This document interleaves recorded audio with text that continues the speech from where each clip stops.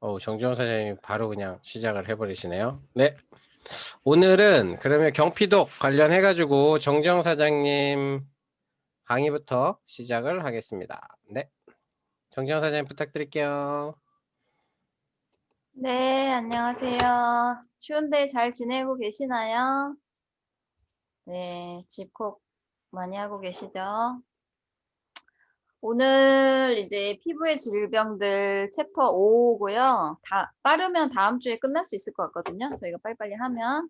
그래서 오늘은 구체적으로 질병에 대해서 나비 비켜 볼 건데, 네.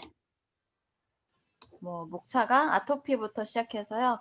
건선, 접촉성 피부염, 코싱병 이렇게 주변에 많이 들어본 질환들이 있거든요. 그거에 대해서 읽어보도록 하겠습니다. 네, 아토피부터 시작인데요. 우리 준비되셨나요? 문희찬 사장님. 네. 네, 읽어주세요. 아토피 피부염 천만시대 모든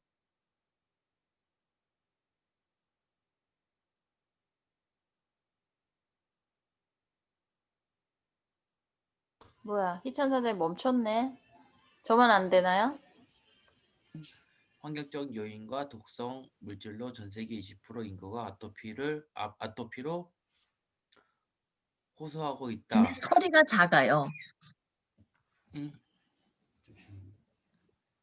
마이크가 지금도 작나요? 괜찮습니다. 괜찮습니다. 네. 심한 가려움증과 습진을 동반하여 한 번 아토피에 걸리면 좀처럼 호전되지 않아 만성 피부 질환으로 진행되는 것이 대부분이다. 증상이 다양하여 처음에는 다른 피부 질환과 혼동될 소지가 많아 몇 가지의 소견으로 아토피로 진단한다. 가족력이나 유전적 원인을 제시하지만 아토피는 전적으로 현대 문명 사회가 만든 화학 물질의 희생양이라고 보면 된다. 다음이요. 아토피는 화장품이나 생활용품으로 발생 빈도가 높은 제품들을 친환경 제품으로 먼저 바꿔줘야 한다. 친환경 제품이라도 한두 가지 독성 물질로 아토피를 일으킬 수 있으므로 100% 무해성 제품으로 교체해야 하며 식단도 육류나 발색제가 들어가 있는 가공식품은 물론 우유는 무조건 끊어야 한다. 아토피는 인체에 바르는 화장품이나 비누, 샴푸 하나만으로도 완치나 큰 효과를 볼 수 있다. 단 이러한 제품들이 아토피를 일으키는 성분이 전혀 없어야 한다는 전제 조건이 있어야 한다. 그리고 면역을 강화시키는 식품이나 독소를 제거하는 유산균 식품을 꾸준히 섭취해야 한다. 또한 지금 환경이 아토피를 만들 수 있으므로 분기별 해독을 통해 몸의 독소를 밖으로 배출시키도록 노력해야 한다. 작금의 시대의 건강은 저절로 생기는 것이 아니라 어떤 것보다 신경 쓰고 관리해야 함을 반드시 반드시. 명심해야 한다. 네, 감사합니다. 네, 항상 처음에 잘 읽어주셔서 감사합니다. 네, 아토피 피부염에 대해서 나왔습니다. 굉장히 많죠. 10,000명 시대에.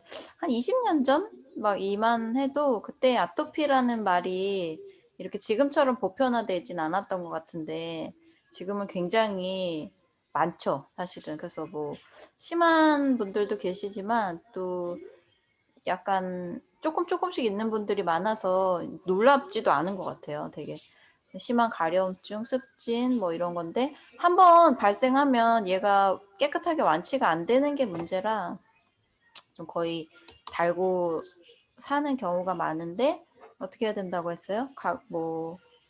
네, 친환경 제품 그리고 독성 물질을 다 배제하고 우유도 먹지 말고 네, 면역을 강화시키는 식품 꾸준히 섭취해야 되고요. 유산균 얘기 여기도 나왔죠. 유산균 식품을 꾸준히 섭취해라. 그리고 환경을 개선을 해주는 것이 중요합니다. 아토피. 외부적인 것도 제거해주는 것도 좋지만 속에서부터 배출을 잘 되게 해야 아토피를 뿌리 뽑을 수 있습니다. 그래서 처음에는 식품이 들어가거나 어떤 영양적인 조치를 취하면 더 심해지는 경우가 있거든요. 근데 그거는 다 속에서부터 뽑아내야지 완전 없어지는 거기 때문에 그런 거는 잘 우리가 받아들이고 좀 충분히 설명해 드릴 필요가 있는 것 같아요. 네, 그게 호전 반응이나 명현 현상 이런 것들에 대해서요. 다음은 건선입니다. 건선도 아토피 못지않게 많거든요. 읽어보겠습니다. 건선은 어느 분이 읽어주실까요? 비디오가 열려 계신 분이 김현정 사장님 리딩 해주세요. 건선, 비타민 D 부족의 마른 버짐. 건선은 마른 버짐이라고도 하며 주로 팔꿈치, 무릎, 엉덩이, 두피 등에서 작고 확연한 경계를 보이는 질병이다. 아직 100% 원인이 밝혀지지 않았지만 비타민 D와 A의 결핍이 건선에 영향을 미치며 대사 결핍으로 인한 면역 이상으로 발생함을 인지하고 있다. 완치의 개념보다는 당뇨나 고혈압처럼 치료하면서 평생 관리해야 한다. 전 세계적으로 약 1, 2%가 건선 환자이며 해마다 10만 명당 60명이 새롭게 건선에 걸리는 것이 확인되고 있다. 앞서 말했듯이 비타민 D는 햇볕에 의해 피부에서 만들어지니 평소 피부 건강을 위해 하루 20분 이상 햇볕을 쬐어주는 것이 좋다. 또한 술과 담배가 건선을 악화시키기 때문에 가급적 절제하고 건선에 걸렸으면 끊고 면역에 좋은 음식과 식품으로 관리해야 한다. 여기도 해주세요. 접촉성 피부염, 화학물질의 면역 과잉 반응. 접촉성 피부염은 외부 물질에 대한 면역의 감ing 반응으로 나타난다. 피부에 접촉되는 수많은 독성 물질이 그 원인이며 우리가 사용하는 생활용품들의 자극으로 지목되고 있다.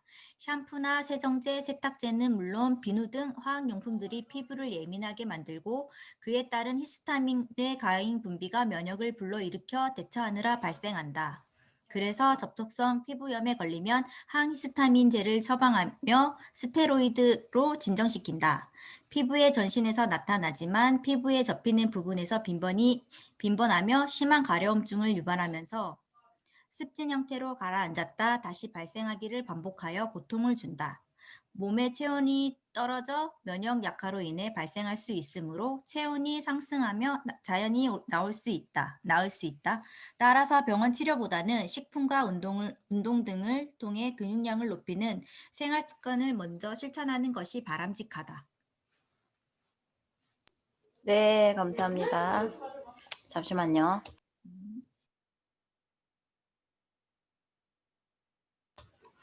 네. 건선 그리고 접촉성 피부염에 대해서 나와 있습니다. 건선 그러니까 피부 관련해서 가려움, 보통 가려움증 그리고 붉게 올라오는 거 이런 것 때문에 병원을 가시면 그냥 나 아토피인가 봐 하고 갔는데 건선 진단 받아오시는 분들도 있고 또 접촉성 피부염 약간씩 다르더라고요. 그 병명이랑 약 받아오시는 것 자체가. 근데 건선이 최근에 굉장히 많은데 이렇게 얼굴에도 많이 나타나고 눈두덩이 막 이런데 피지선 없는데도 나타나는데 그런 경우는 거의 비타민 D하고 정말 연관이 깊다고 해요. 그래서 비타민 D를 처방을 해주시더라고요. 주사도 처방해 주시고 그러면 좀 주사 같은 경우는 맞으면 즉각적으로 효과가 있는데 뭐 계속 맞을 수는 없는 거니까 햇빛 잘 쬐라고 이렇게 얘기를 해준다고 하는데 네, 건선은 비타민 D랑 A를 처방해 주는 것이 굉장히 네, 효과가 있다고 합니다. 그리고 면역 관리 당연히 하셔야겠죠. 그래서 먹는 거 조심하시고 접촉성 피부염도 읽어주신 것처럼 뭐 세제, 세정제, 또 의류 이런 것들이 접촉됐을 때 나타날 수 있는 네, 질환이죠. 그리고 접히는 부분.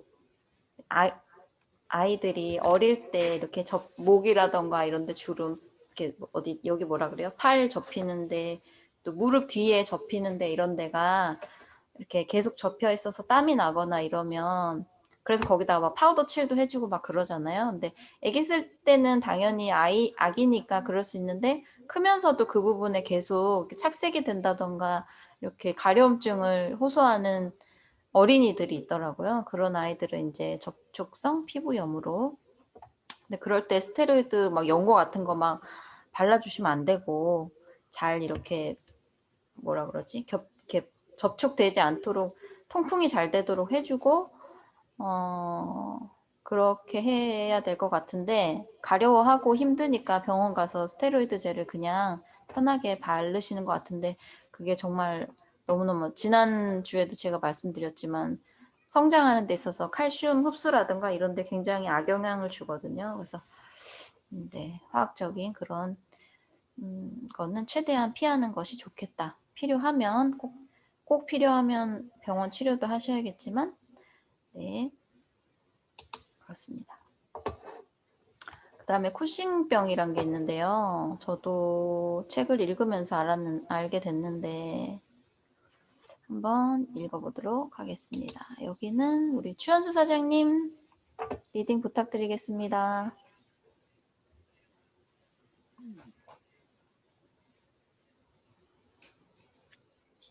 스트레스를 받으면 뇌의 뇌하수체에서 부신 자극 호르몬 ACTH로 부신을 자극해 코티솔 호르몬을 분비시킨다. 그러면 간에 저장된 포도당으로 뇌에 공급한다.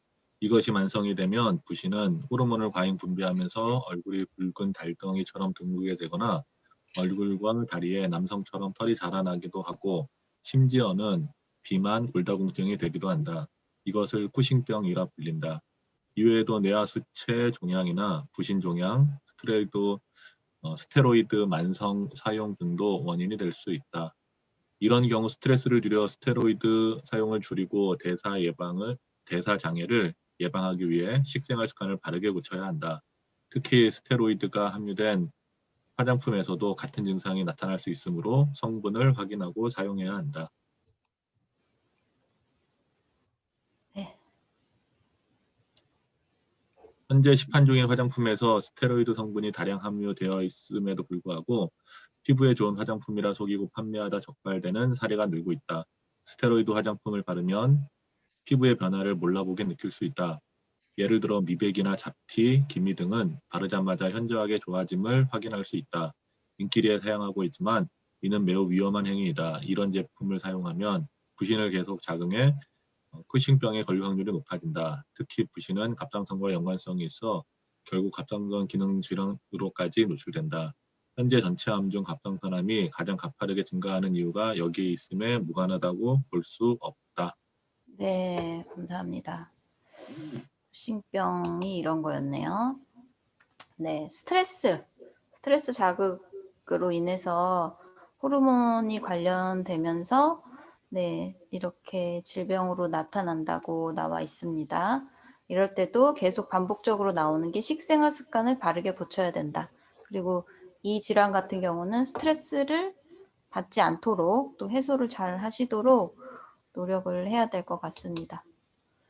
네, 그리고 화장품 여기 뭐 바르자마자 확 없어지거나 막 엄청 이게 결이 좋아지거나 맨들맨들해지거나 이런 것들이 있거든요. 그렇게 광고 엄청 많이 하고 그리고 뭐 몇 번, 2번 발랐는데 엄청 대박이야 이러면서 써봐 이러면서 막 권해주는 어제도 한 소비자분께서 뭘 줬다면서 우리 화장품을 받아오셨던데 네 대박이라고 효과가 그런 것들이 효과 면에서는 좋을 수 있지만 여기에서처럼 이렇게 스테로이드나 어떤 그런 한 번의 효과를 위해서 위험성이 높은 성분을 썼을 수도 있다는 거죠. 아닐 수도 있지만 그럴 확률이 높기 때문에 네, 오히려 막 너무 성능을 이렇게 광고하는 그런 데는 조금 의심해 봐야 된다는 네, 그런 생각이 듭니다. 갑상선암이 많이 발병되는데 부신하고 연관이 있다면 스테로이드 제제하고도 네, 관련이 있는 그런 통계가 나오고 있죠. 네, 그래서 잘 알아두시면 좋겠습니다. 다음은 지루성 피부염입니다. 피지의 과다 분비. 이 부분도 되게 많더라고요. 건선 다음으로 제가 최근에 성인들 중에서 만나본 분이 아이도 낳고 나이도 저보다 많으신, 네, 뭐 이렇게 청소년기 뭐 이런 것도 아닌데 굉장히 지루성이 심해서 이제 뭐 화장도 안 되고 메이크업도 안 되고 얼굴에 되게 굉장히 고민이 많으신 분을 만났거든요. 근데 여기 나온 것처럼 여기는 제가 하겠습니다. 피지 과잉 분비 이런 건데 지루성 피부염은 진피의 피지샘에서 피지의 분비가 정상 이상으로 많이 분비되고 붉은 반점과 함께 가려움증을 동반하는 만성 염증성 피부 질환이다.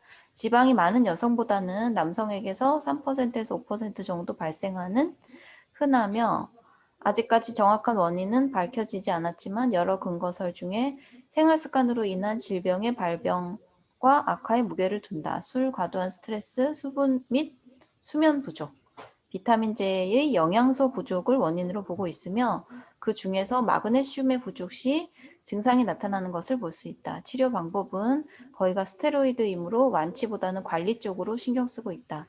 거의가 두피, 얼굴, 이마, 목, 국소적이지만 심해지면 온몸으로 악화될 수도 있다. 만성 염증으로 각질의 분화가 심해 비듬이 많이 발생한다. 네, 지루성 피부염이었고요. 수포성 표피 박리증이라는 거는 표피와 진피가 분리된대요. 전 이런 분은 만나본 적은 없지만 아무튼 네, 표피와 진피의 분리로 그 안에 포진이 발생하고 3도 화상의 통증을 유발한다. 그래서 피부 질환 중 가장 무서운 질병으로 대표되는 표피 박리증입니다.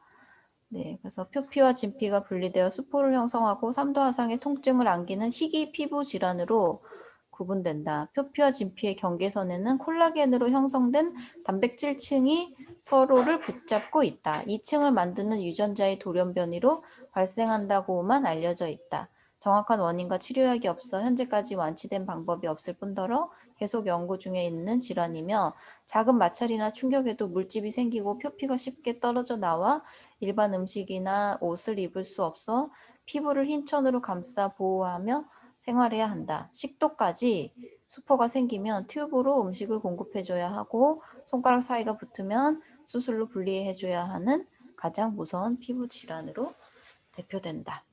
네, 그래서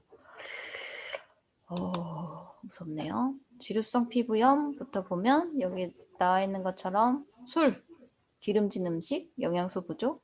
근데 제가 만난 그분은 막 술을 드시거나 음식을 막 기름지게 먹거나 그래서 막 헤비하거나 이런 분이 아니셨거든요. 근데 역시나 영양 부족이셨어요. 양자를 같이 해보니까 너무 막 부족한 게 너무 많고 그리고 수면 부족, 그리고 수분 부족, 물을 안 드시니까 커피를 뭐 하루에 4-5잔씩 드시는데 물을 거의 안 드신다. 뭐 이런 걸 봤을 때 그런 것이 원인이어서 생활 습관부터 차근차근히 바꾸셔야 된다. 이렇게 얘기를 했죠.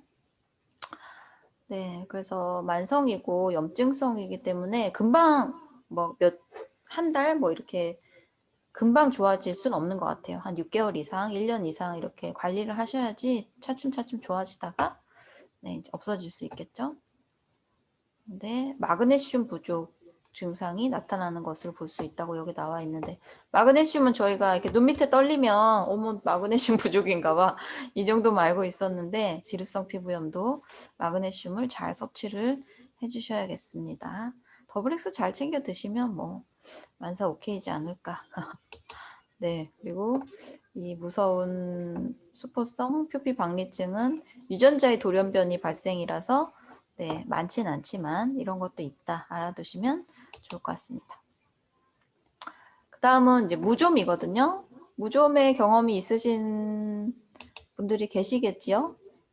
여기 남성분도 3분이나 계신데 우리 무좀의 경험이 있는 안구 사장님이 좀 읽어보실까요? 좀 무좀은 없는데.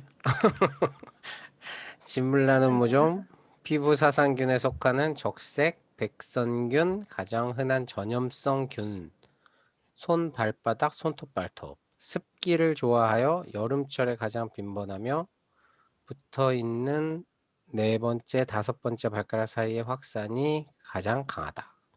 무좀은 곰팡이균인 피부 사상균에 속하는 적색 백성균에 의해 손바닥이나 손톱, 발바닥과 발톱은 물론 손과 발가락 사이에 많이 침입하여 생기는 가장 흔한 전염성 피부병에 속한다.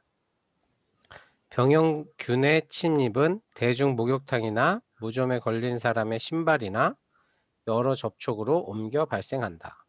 무좀균은 각질을 오염시켜 확산되는데 곰팡이균의 특성상 습한 것을 좋아하기 때문에 평소 발 관리를 청결하게 하고 통풍이 잘 되도록 해야 한다. 발가락의 경우 엄지와 검지는 사이가 많이 벌어져 거리지 않지만 네 번째, 다섯 번째는 접촉 부위가 넓어 쉽게 걸리고 확산 속도가 빠르다. 저도 네 번째, 다섯 번째가 심각합니다. 네. 특히 피부의 항상성을 감안하여 산성도를 유지시키는 것이 좋다. 비누로 잘 씻어도 피부 산성 보호막이 사라지면 오히려 더 심해질 수 있다. 산성 비누나 유황 성분이 함유된 비누를 사용하면 좋다.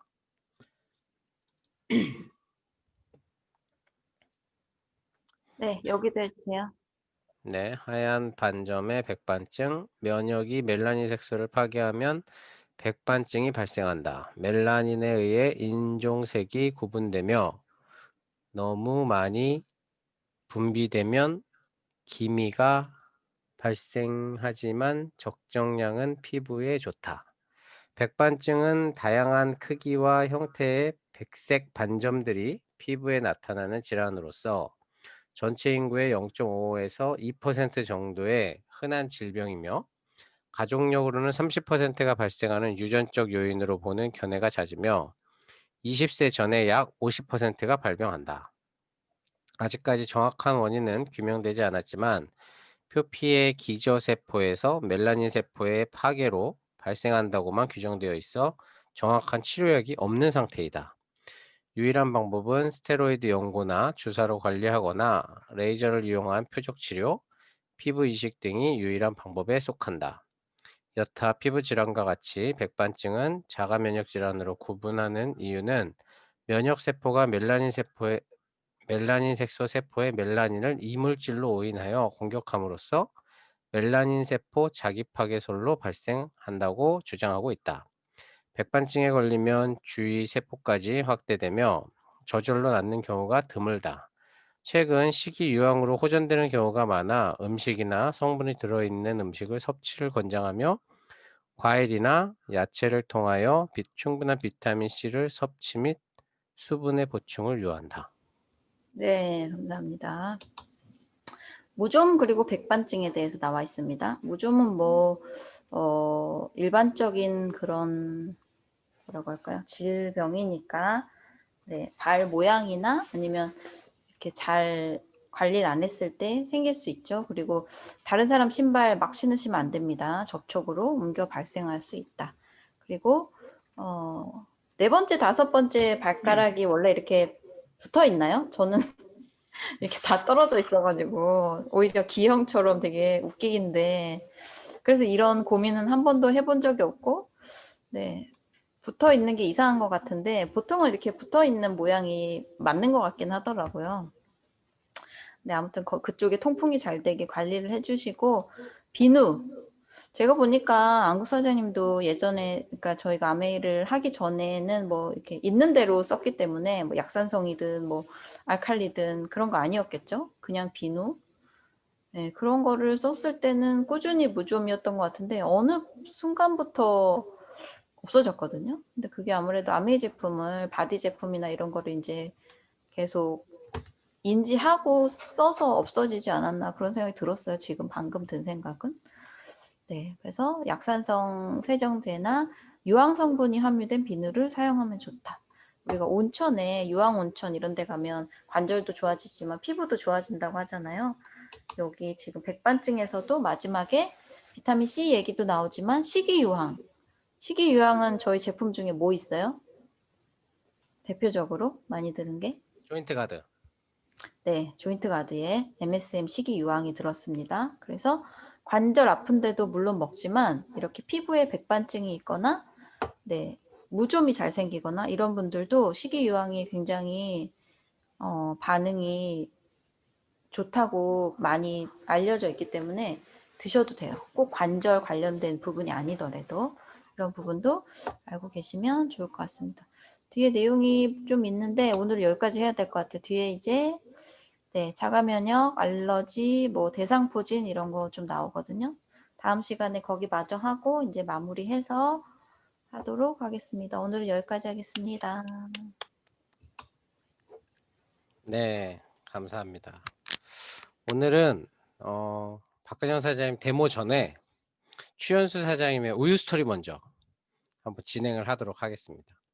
제가 추현수 사장의 우유 스토리를 아직 한 번도 못 들어봐가지고 더 기대되는 것부터 사회자 맘대로 순서를 좀 바꿔서 오늘 우유 스토리인가요? 네, 아닌가요? 아, 진짜? 이 목요일이 아니었나? 네, 네. 그러면 그럼 우유 스토리 안 하시고 데모로 넘어갈까요? 편하실 대로 하셔도 됩니다. 데모를 하고 제가 착각을 했어요. 목요일인 줄 알고 좀 완벽하게 하려고 했는데 지금 한 90%여가지고 아유, 90%면 뭐 완벽하게 완벽한데. 하시면 좋습니다. 그러면 다음에 하시는 걸로? 네. 네, 알겠습니다. 그러면 데모 전에 제가 우유 스토리를 안 하면 지금 누구죠? 교수님인데 지난번에도 한번 저희한테 이렇게 오셔가지고 같이 해주셨던 이 교수님 혹시 생각나시나요? 네. 송진구 교수님. 송진구. 네. 이분이 오늘 이제 제가 다른 그룹 이렇게 세미나를 같이 듣다가 우리가 도대체 아메이를 하면 옆에 사람들이 말리잖아요. 그거 하지 마. 그거 어려워. 그거 되겠니? 이런 질문에 대한 과학적인 원인이 있더라고요. 왜 이 사람들이 나를 도대체 못하게 할까? 한번 오늘 이거 짧게 제가 동영상 편집 한 3분 50초? 약 4분인데 되게 재밌는 원숭이 비유거든요. 그래서 요거를 우유 스토리 대신에 요거 보시고 그다음에 데모하는 걸로 이렇게 가겠습니다. 한번 보시죠. 하는 두 가지. 첫 번째는 뭐냐면 집단의 문제입니다.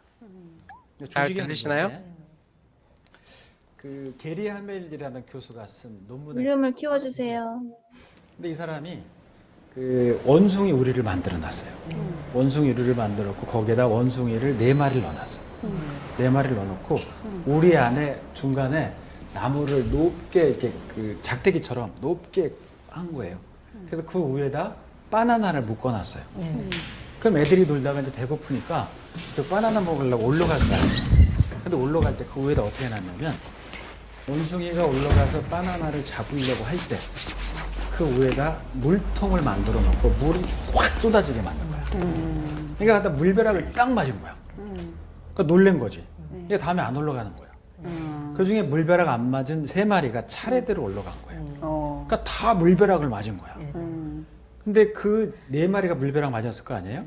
그 뒤부터는 바나나가 있는데도 불구하고 애들이 안 올라가더래요. 물벼락 맞았으니까. 그래서 게리 하멜 교수가 다음으로 뭘 했냐면 4마리 중에 1마리를 뺐어요. 물 밖으로. 그 새로운 1마리를 넣었어. 그 얘는 물벼락 안 맞았잖아. 그러니까 얘가 올라가려고 하는 거야. 바나나가 있으니까. 근데 나머지 3마리가 기다리자. 가지마. 야, 가면 물벼락 맞아. 이러는 거야. 그러니까 얘는 이제 그 얘기를 뒷다리 잡으니까 안 올라간 거야.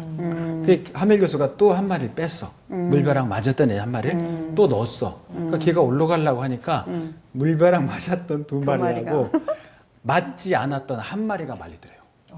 그게 물벼락 맞지도 않은 거야.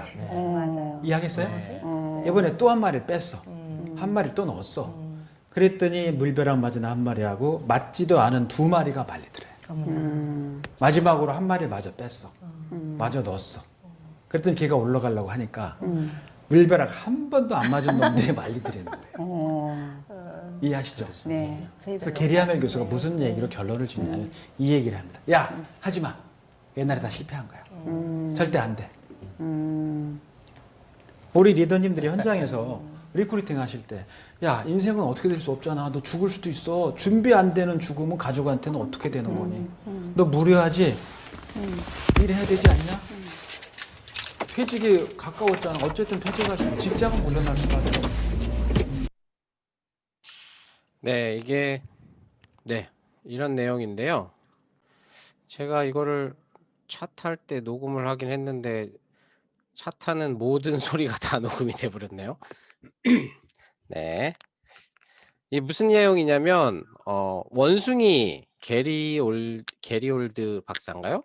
그쪽에서 이제 원숭이 4마리를 가지고 이제 실험을 하는 거죠. 그래서 바나나를 달아 놓고 올라가는 원숭이들한테 찬물을 부어 가지고 못 올라오게 그렇게 찬물을 맞았던 4마리 원숭이들은 다시는 그 바나나를 먹으려고 시도를 하지 않았는데 이제 1마리를 빼고 새로운 원숭이를 이제 데리고 오니까 그 새로운 원숭이가 이제 바나나 먹으려고 올라가니까 "야 거기 가면 안 돼. 물 맞아." 이렇게 이제 말리는 거죠.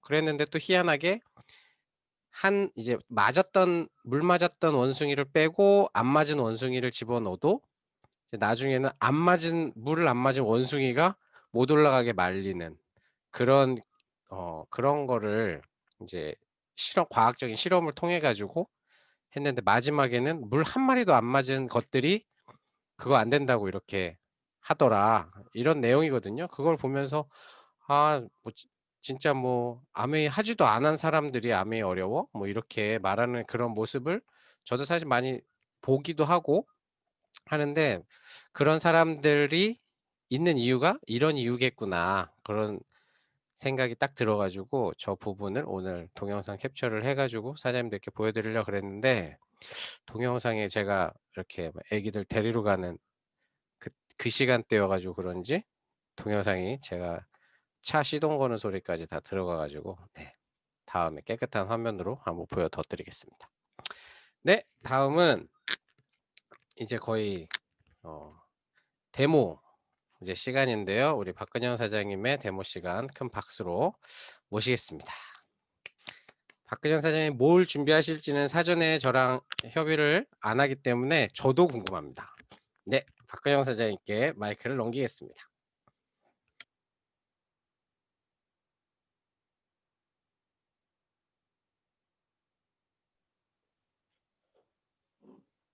네, 안녕하세요. 경기도 고양에 살고 있는 ABO 박근영입니다. 제 소개하고 해야 되나요? 바로 하나요? 바로?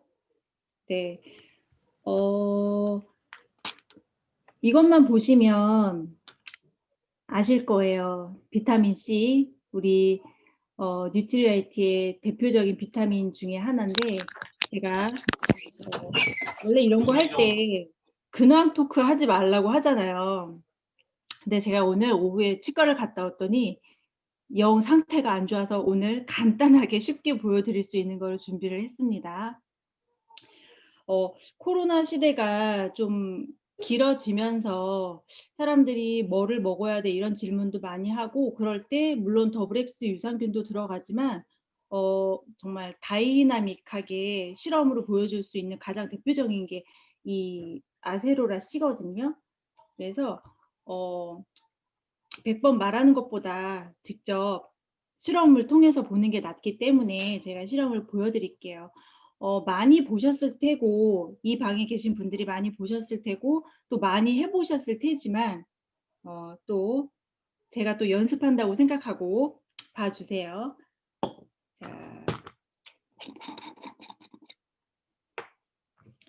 자, 비타민 C를 많이 드시는데 그래도 간혹 가다 보면은 왜 드세요? 물어봤을 때 글쎄요, 뭐 병원에서 먹으라고 하니까 먹어요. 또는 약국에서 또 쉽게 구할 수 있는 게 비타민 C니까 광고도 많이 나오고 그래서 먹어요. 이렇게 대답하시는 분들이 있는데 그럴 때 이 실험을 통해서 보여드리면 진짜 잘 먹어야 되겠다 이런 얘기는 꼭 하시는 것 같아요. 자, 여기에 제가 통에 그냥 수돗물이에요. 그래서 이거를 우리 혈액이라고 생각을 하고 사람은 생각하는 동물이면서 또 그와 동시에 스트레스도 받죠. 스트레스가 모든 병의 근원이라고 하는데 살다 보면 스트레스를 안 받을 수가 없어요. 스트레스를 받으면 혈액이 이렇게 색깔이 변했죠. 사실 이거는 이제 우리 소비자분들에게 시각적으로 잘 보여드리기 위해서 이렇게 포비돈 용액을 사용했는데, 얘를 사용하는 이유는 그거예요. 일단 색깔이 빨간색이라서 잘 보이고, 그 다음에 얘는 강력한 산화제잖아요. 물론 우리가 상처난 부위의 치료도 하지만 얘는 강력한 산화제이기 때문에 쉽게 말하면 그냥 독성 물질이죠. 안 좋은 거. 이거를 넣었어요. 자, 넣었을 때 이대로 우리가 아무런 관리를 하지 못하면 어떻게 될까요? 혈액이. 이 혈액들이 점점 뭉치게 되고, 특성상 뭉치게 되고, 결국에는 혈액이 끈적끈적해지면서 혈관을 막아서 뭐 뇌출혈이라든지 이런 혈관성 질환을 일으킬 수가 있는데, 여기에 자, 우리 대표적인 비타민, 자, 아세로아씨 요 하나, 이 하나를 그대로 넣으셔도 되고요. 저는 빨리 보여드리기 위해서 갈았어요. 이렇게 도구를 이용해서 갈았어요. 자, 어떻게 될까요?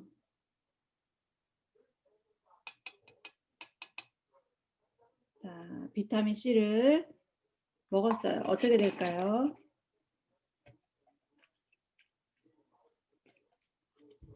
투명하게 됐죠.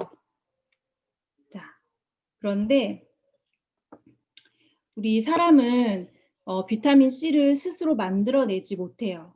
그런데 뭐 강아지, 고양이 이런 동물들은 스스로 비타민 C를 몸에서 만들어낼 수 있기 때문에 따로 챙겨 먹지 않아도 되지만, 사람은 스스로 비타민 C를 만들 수 없기 때문에 매일매일 일정량을 섭취를 해줘야 돼요. 또 때로는 뭐 감기가 올 것 같다, 컨디션이 안 좋다 이럴 때 저희가 메가요법이라고 해서 정량보다 굉장히 많이 먹거든요. 저도 하루에 이거 300정 한 통을 먹은 경험이 있는데 걱정하지 않아도 되는 이유가, 내가 필요한 만큼 몸에 흡수가 되고 나서 나머지는 다 소변으로 배출이 되기 때문에 메가요법으로 드셔도 몸에 해로운 게 전혀 없습니다. 자, 그런데 내가 아침에 비타민을 먹었지만 스트레스를 또 받을 수 있잖아요. 자, 여러 가지 요인들을 너무 조금 넣었나요? 좀 더 넣어볼게요. 많이 넣었어요. 스트레스가 또 들어와도, 자, 투명하죠. 제 이 손 색깔이 다 보일 정도로 스트레스가 또 들어와도 내 혈액 안에 이 비타민 C가 잔류하고 있으면 스트레스를 이렇게 내 혼탁해진 혈액이 중화되는 역할을 해주는 게 바로 비타민 C예요. 그러면 너네 거만 좋은 거냐? 네, 뉴트리얼트가 좋습니다. 제가 비교를 해드릴게요.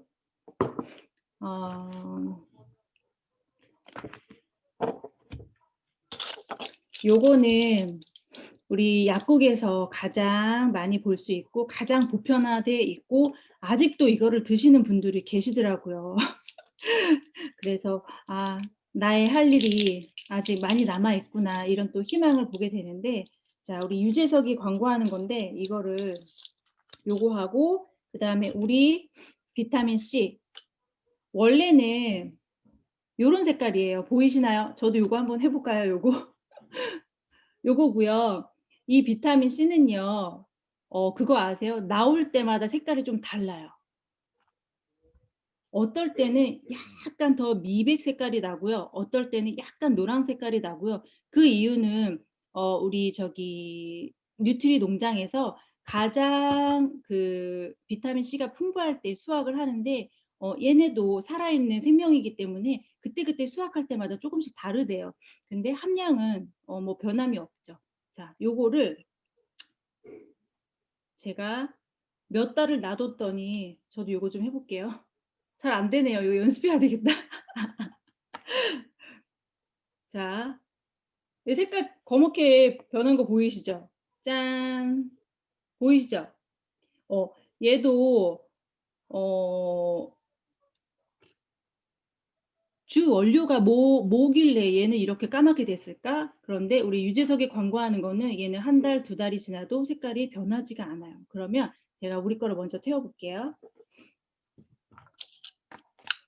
태울 때 팁은 꼭 우리 거 먼저를 태우셔야 됩니다.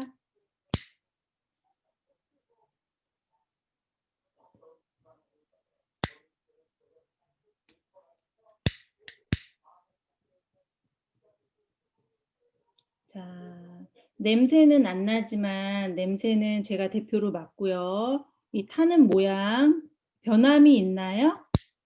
변함이 없어요. 변함이 없고요. 그냥 달콤하고 좀 지푸라기 타는 냄새가 나고요. 모양은 똑같아요. 근데 제가 요거를 태워 보겠습니다.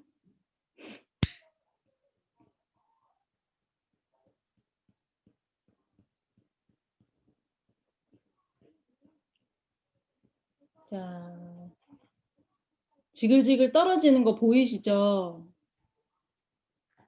보이시죠? 제가 이거를 놔도 계속 타요. 헉, 이거 마술쇼 아닙니다. 이거 봐. 헉, 오! 자, 제가 라이터를 손에서 뗐는데도 얘가 계속 이렇게 불이 탔어요. 장난 아니죠? 이게 뭘까요? 자, 얘는요, 우리 뉴트리아이트 비타민C 아세로라 C는요, 주 원료가 아세로라 첼이에요. 그리고 이 약국에서 산 이 유재석이 광고하는 거는 주 원료가 합성이에요. 쉽게 말해서 여기에는 뭐가 들어가 있냐 찾아봤더니 타르, 그 다음에 무슨 색소, 알 수 없는 굉장히 어려운 색소 이런 것들이 들어갔는데 우리가 타르 하면은 저도 뭐 이런 막 뭐 화학 용어 이런 거 잘 모르고 잘 모르지만 타르는 우리 담배 안에 우리 아들이 지금 앞에서 계속 너 저리 가. 잘은 모르지만 담배 안에 들어가는 게 타르거든요. 담배는 몸에 해롭잖아요. 절대 이로운 게 하나도 없는 해로운 제품이기 때문에 그 주 원료가 얘는 비타민 C가 아니라 그런 화학 분자를 이용을 해서 똑같이 비타민 C 분자 구조로 만든 쉽게 말하면 짝퉁이라고 해도 될까요? 진짜 비타민이 아니죠. 그냥 만들었으니까. 그래서 문제는 뭐냐? 이런 거를 계속 먹게 되면은 내 몸에 장기 이곳저곳에 쌓이게 되죠. 그래서 암을 일으킬 수 있다고 관련된 논문들이 굉장히 많습니다. 네, 그거는 이제 스폰서님이시나 또는 그 이제 관리해 주시는 분한테 여쭤보시면 자료를 드릴 수 있고요. 그래서 똑같은 비타민이라고 해도 정말 내 몸과 가깝고 또 자연과 가까운 좋은 재료로 만든 제품을 먹어야지 우리가 이제는 120세 세대라고 하는데 좋은 제품으로 된 거를 먹어야지 건강하게 살 수 있잖아요. 그래서 이왕 드시는 거 이거 말고 요거를 드시기를 추천해 드립니다. 네, 이상입니다. 네, 감사합니다. 지난주 일요일 날에는 추현수 사장님이 비타민C 데모 하셨었죠. 네, 그리고 이번에 또 이어서 우리 또 박근영 사장님이 이렇게 비타민C 데모를 해주셔가지고 두 비타민C에 대해서 이렇게 좀 더 알 수 있는. 근데 아까도 김현정 사장님이랑 전화 통화해서 얘기는 해봤지만 뭐 비타민C 데모만 이렇게 그냥 딱 보여주면 그냥 우리 그냥 뭐 끝. 뭐 더 이상 말도 필요 없어. 이거 봤으니까 뭐 끝이야. 이렇게 뭐 답변도 받으셨다는데 뭐 비타민C 데모 하기에도 뭐 실패하는 것도 제일 적고 그 다음에 효과가 제일 높고 비타민 아세로라C 데모가 제일 쉽기도 하고 괜찮은 것 같습니다. 사업하는데 비타민 C 한 통 태우면 에메랄드 되겠죠? 360알 태우면 되겠죠. 300정 태우면 되는 조그만 아세로라씨 말고 대용량 아세로라씨입니다. 네. 그러면 오늘 애프터 하는데 새로 오신 분이 계시네요. 우리 최보임 사장님도 전주에서 네, 들어와 계시고 이수진 사장님도 전주에서 들어와 계시고